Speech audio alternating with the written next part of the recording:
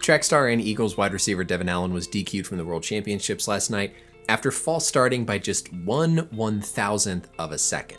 Welcome back everybody, I'm Dr. Brian Sutterer, and this video is going to be a little bit of a sports science lesson because understandably, the internet and the sports world is pretty outraged at what happened last night with Devon Allen. Allen's reaction time here was 1/100th of a second away from what's the threshold of 100 milliseconds. His start was still after the gun, but the idea behind this 100 millisecond limit is to prevent people from just getting lucky and guessing the gun time as opposed to truly reacting. People are understandably outraged in part due to this 2009 study that demonstrated it is certainly possible to have quicker reaction times than that 100 millisecond limit. The origin of this 100 millisecond rule came from a study published in 1990 out of a group in Finland. They took a group of male sprinters who importantly weren't elite level sprinters, put them in the starting blocks and measured muscle activation and the amount of force and how long it took to generate that force along the blocks. When a sprinter is sitting here in the blocks, there's going to be some resting amount of force applied to those blocks. There's going to be a vertical component and then a horizontal component. And of course, that horizontal component of that reaction force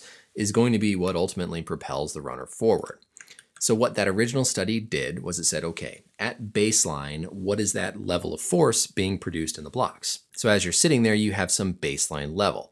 Whenever that amount of force reaches 110% of that baseline, that's when you consider the start as having happened. So of course, as you continue, you're going to generate a lot of force as you go along. And they found on average it took 0.121 seconds to reach that 110% threshold. So that's where this 100 millisecond came in when you take into account things like standard deviation and variance. All of these cords that we see running back from the starting blocks are from those sensors to measure that force. So really this is not a visual thing. They're not watching these runners to say you false started or you didn't.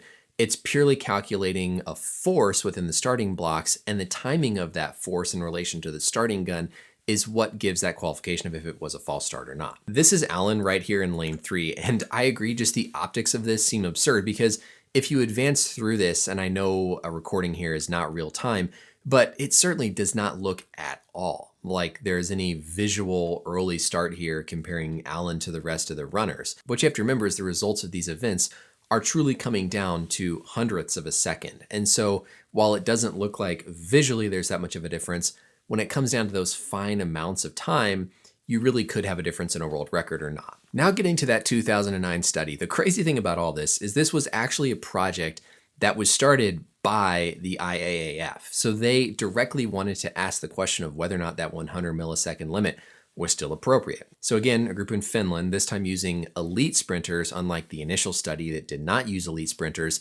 basically repeated some of these studies to see if the 100 millisecond threshold was still appropriate. And they found, no, it's not. The final recommendation here was that the IAAF should abandon the 100 millisecond minimum sprint reaction time, and it should be lowered to 80 or 85 milliseconds. Now remember, this is the organization that said, let's do the study. The results of the study said change it, and yet we still haven't changed it. This article was even published on the World Athletics website saying, no, we should change this, but it hasn't been changed. And to understand potentially why, we have to dive a little bit more into these measurement systems. Because if you remember, that initial Finnish study in 1990 set the threshold as 110% of the baseline force going through the blocks. That subsequent study that said, no, we should lower it to 80 milliseconds used a force threshold of 25 kilograms. The different timing systems like SECO here that are used for all these events don't publicly disclose what their threshold is for determining when somebody has met that threshold of force production. It's very possible it's well above 25 kilograms, or maybe it's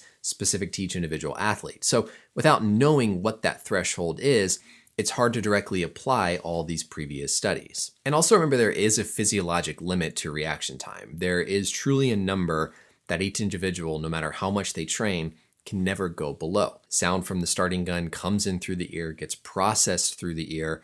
That signal has to be transmitted to the auditory system within the brain to process that signal. Everything then has to feed down along the spinal cord, go out to the muscles. The muscles have to pre-tension if they're in a relaxed state. They then have to contract to generate that force, and then that force is picked up by the blocks.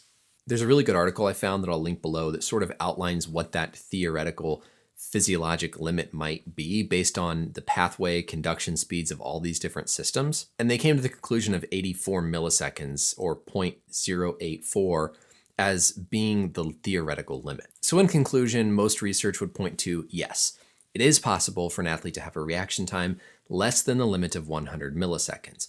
The challenge, though, is that without understanding exactly what the thresholds are of these measurement systems, we can't directly say whether or not what happened with Devon Allen was just him trying to time the gun and being very lucky or unlucky, or truly was him reacting to the sound rather than trying to guess. If the threshold of these systems is really, really high, then you push it beyond those theoretical limits to where, yeah, this would have been more of him just trying to time it. But if it's closer to the range that's been established in previous research, then yeah, he could certainly have reacted legitimately as quick as he did, in which case he shouldn't be disqualified. That more recent Finnish study also recommended that we instead just visually determine if somebody has had a false start based on high-speed cameras and looking at the first movement rather than this whole sequence of force generation that then has to be picked up by a force plate within the blocks. Either way, we do need this level of accuracy. It sounds crazy to be squabbling over hundredths or thousandths of a second, but in events like the 110 meter hurdles, the 100 meter dash,